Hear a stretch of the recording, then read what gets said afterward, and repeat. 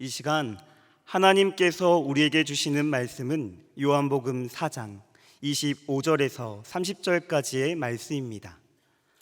제가 가진 성경으로 신약 147쪽에 있습니다.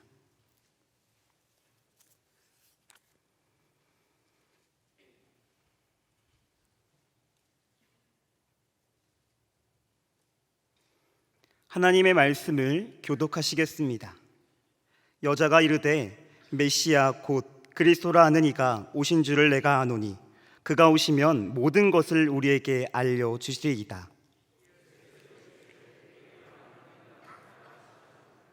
이때에 제자들이 돌아와서 예수께서 여자와 말씀하시는 것을 이상히 여겼으나 무엇을 구하시나이까 어찌하여 그와 말씀하시나이까 묻는 자가 없더라.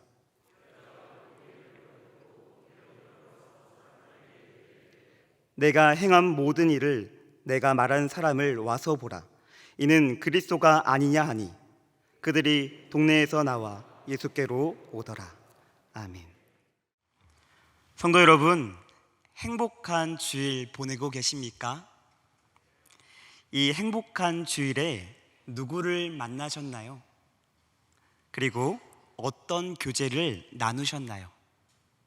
잠시 오늘의 하루를 돌아보시기를 바랍니다. 오늘 내가 누구를 만났는지, 또 어떤 사람을 만나 교제를 나누었는지 다 돌아보셨나요? 감사합니다. 누구를 만나고 누구와 어떤 교제를 하였는지는 우리 삶에 매우 중요합니다. 왜 그렇습니까? 그 만남과 교제를 통해 우리의 삶이 변화하기 때문이죠. 그렇기에 우리는 오늘 누구를 만날 것인지, 또 어떤 교제를 나눌 것인지를 중대하게 여기며 하나님께 기도해야 합니다. 하나님께서 오늘 만나기를 원하시는 그 사람을 만나게 해주세요. 하나님께서 원하시는 기쁨의 교제를 제가 나눌 수 있도록 도와주세요. 우리는 잊어서는 안 됩니다. 오늘의 만남과 교제가 중요하다는 것을, 또한 그 만남과 교제를 위해 예수님처럼 먼저 하나님께 기도해야 한다는 것을 말이죠.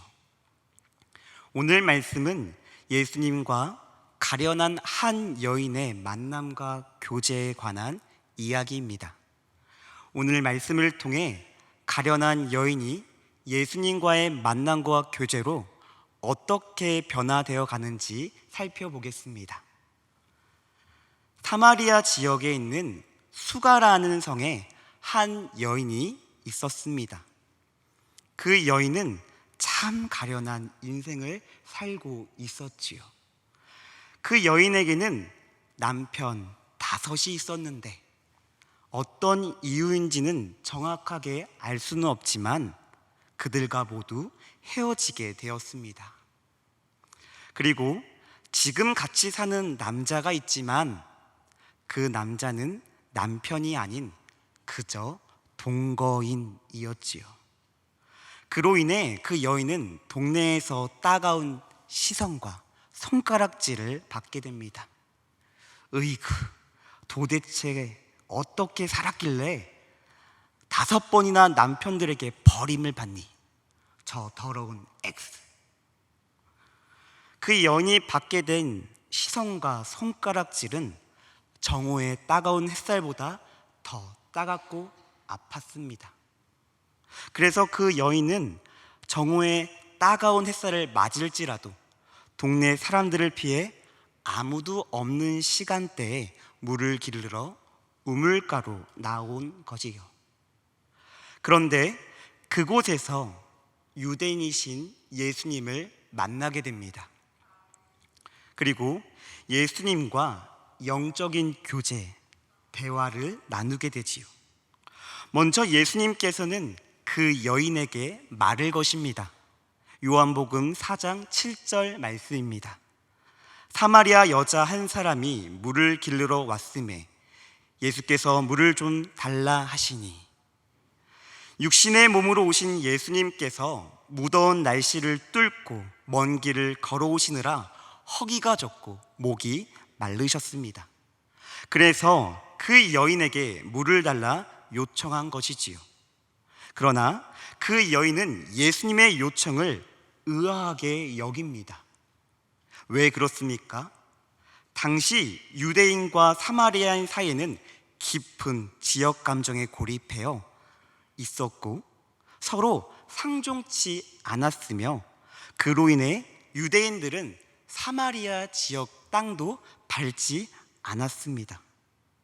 또한 유대인들은 일반적으로 여성들과의 공개적인 접촉을 피했으며 공개된 장소에서 여성들과 대화를 잘 하지도 않았습니다.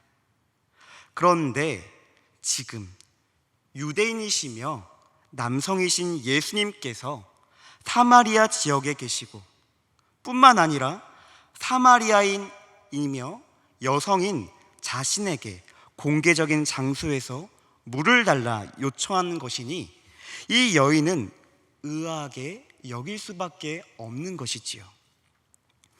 그래서 그 여인은 예수님께 이렇게 대답합니다. 요한복음 4장 9절 말씀입니다. 사마리아 여자가 이르되 당신은 유대인으로서 어찌하여 사마리아 여자인 나에게 물을 달라 하나이까 하니, 이는 유대인이 사마리아인과 상종하지 아니함이러라. 당시 문화를 이해하면 그 여인의 대답은 절묘합니다.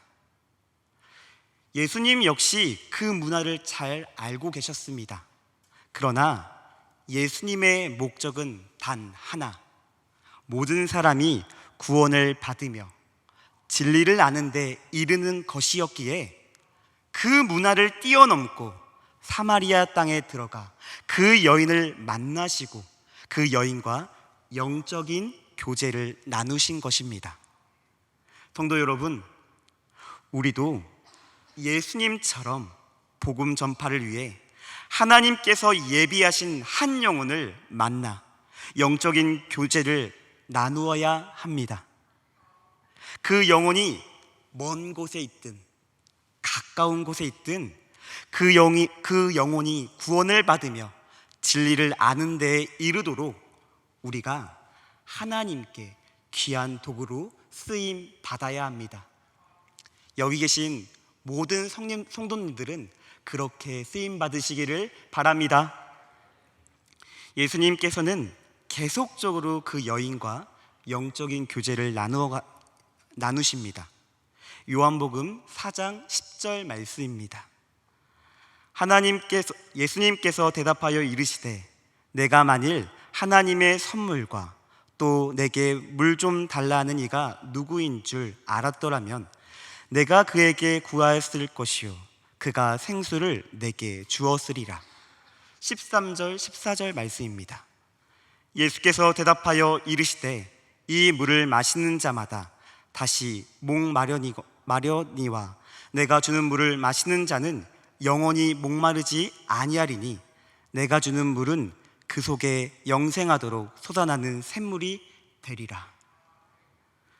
그 여인에게 있어 이 예수님의 말씀은 충격적이었습니다. 왜냐하면 예수님께서 말씀하신 생수를 먹기만 하면 더 이상 따가운 시선과 손가락질을 피해서 정오의 물을 기르러 오지 않아도 되었기 때문에, 그래서 그 여인은 예수님께 강구합니다. 요한복음 4장 15절 말씀입니다. 여자가 이르되 주여 그런 물을 내게 주사 목마르지도 않고 또 여기 물 기르러 오지도 않게 하옵소서. 성도 여러분, 그런데 이 여인의 강구, 진실된 강구로 들리십니까? 아니요. 얼핏 보면 여인이 예수님의 말씀을 믿고 100% 수용한 것처럼 보이지만 그렇지 않습니다. 이것은 정반대의 반어법이었습니다. 아니, 세상에 한 번 먹고 평생 목마르지 않을 물이 어디 있담? 그런 물이 있다면 어디 한번 보여주시나 하시지. 이런 의미가 담긴 강구였습니다. 예수님이 누구신지도 모른 채 그저 자신의 육체적인 편안만을 얻기 위한 시험적인 강구였던 것이지요. 그래서 예수님께서는 그 중심을 아시고 그 여인에게 이어서 말씀하시고 명령하십니다. 내 남편을 데리고 오라. 예수님의 명령을 듣게 된 여인의 마음 어땠을까요? 자신의 가장 큰 아픔, 숨기고 싶은 나의 일. 그런데 예수님께서 그 남편을 데리고 오라 하니 마음이 철렁하지 않았을까요? 저는 이 본문을 묵상할 때면 떠오르는 말씀 한 절이 있습니다. 히브리서 4장 12절 말씀입니다. 이 말씀은 화면을 보시고 함께 읽겠습니다.